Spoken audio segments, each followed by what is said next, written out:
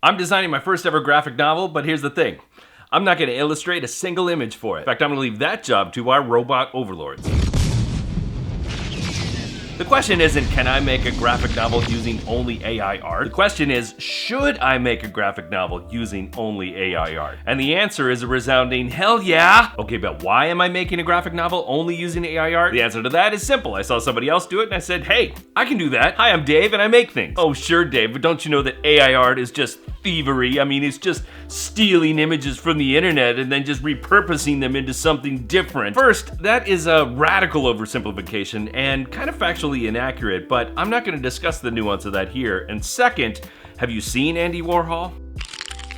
I mean, not recently, because, he's dead. For about the last month, I've been using Midjourney, which is an AI art generator, and what I've found in the process of using that is that it has helped me create more wildly creative ideas faster than I ever have in the past. Now when I get this randomly wild idea about something that I would like to see created, I don't have to hem and haw about whether I can actually make it or not. I just go type in a few prompts and all of a sudden it generates my idea. And I'm sure you've seen drip paintings where people they drip paint on there and they just kind of let it kind of become this kind of abstract mess. It's super popular, ubiquitous. So I thought to myself, what would Midjourney make of an AI-generated drip painting? And this is what I got. And it was this picture right here that made me think of something entirely different. It made me think of psychedelic pancakes. So of course I had to indulge that. Typed in psychedelic pancakes with butter and syrup, and I got this.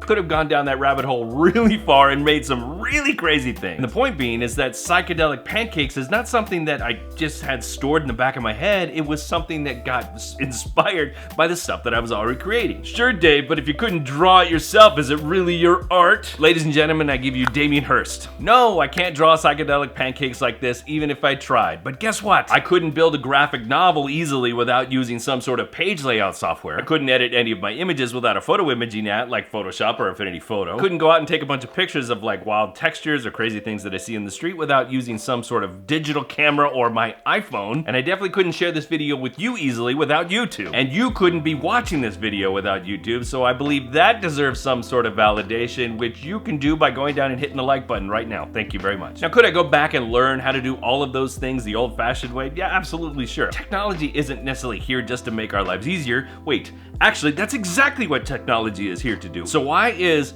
any AI art generator any different than anything else we're using? It's just the robots trying to help us do our jobs faster, or at least, turn us into batteries so that they can take over the world. Truthfully, I don't believe technology will ever be the death of creativity. In fact, it's quite the opposite. I believe technology is the catalyst for creativity. I would much rather make better, wilder, more creative ideas faster than I would the alternative. I mean, wouldn't you? In fact, if I'm being honest, if I'm not using AI to generate some of these wild ideas that I have, I am in essence killing off that creativity because I'm not giving it a chance. Without Midjourney, I would not be able to generate all these wild and crazy ideas, and that would leave the world empty of all the LSD-laced breakfast foods that we could make. There's plenty to be said on both sides or all the sides of the argument in regards to the validity of AI art, but we're not here to discuss that. We're here to talk about how to build this graphic novel. So this is what I would do to get started. First, I have to create a loose but interesting storyline that has a beginning, introduction, a middle section that creates a little bit of drama, and then an ending that has a twist or a cliffhanger. I don't know if you've ever read a comic book in your life, but that's kind of what they do to keep you coming back for the next issue. Am I gonna have a next issue? I don't know, but I might. Second, I need to generate a metric ton of images because I need to fill up different plot points of the story before I move forward. Third, I need to create a layout that has a comic book looking style and then start to place those images in a way that it makes the story flow from page to page. Fourth, I'm going to use those images and that page flow to dictate the dialogue and the narration. Five, I need to go back in through the story and kind of fill any gaps with random images to kind of just fill up space, but also make it a little bit more visually interesting. Six, export that document and then hit the publish button on Amazon KDP. Seven, tell the world. Actually, I should probably do that part first. And finally, make it rain.